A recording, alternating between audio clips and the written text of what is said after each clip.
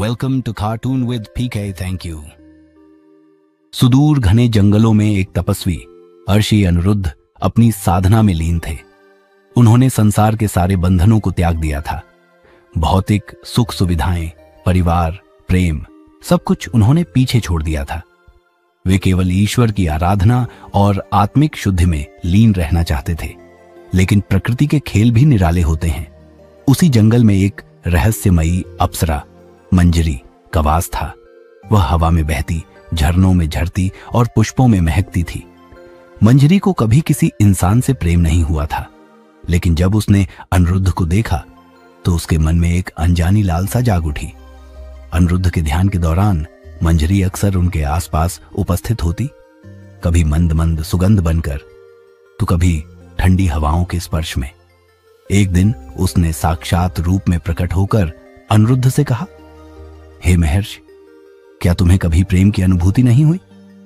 अनिरुद्ध ने अपनी आंखें खोली और उसकी सुंदरता से चकित हो उठे, लेकिन उन्होंने संयम रखते हुए कहा, मैंने प्रेम को त्याग दिया है देवी। मेरा मार्ग मोक्ष का है, न कि मोह का। मंजरी मुस्कुराई। क्या प्रेम और मोक्ष एक दूसरे के विरोधी हैं? क्या आत्मा का गहरा अनुभव प्रेम के बिना संभव है? अनिरुद्ध इस प्रश्न का उत्तर नहीं दे सके। पहली बार उनके मन में हलचल हुई। क्या प्रेम सच में बंधन है, या यह भी आत्मा की एक यात्रा है? दिन बीतते गए और मंजरी का आकर्षण उनके मन में जगह बनाने लगा। एक रात जब चांदनी पूरे यौवन पर थी, मंजरी उनके पास आई। उसकी आंखों में अनकही प्यास थी।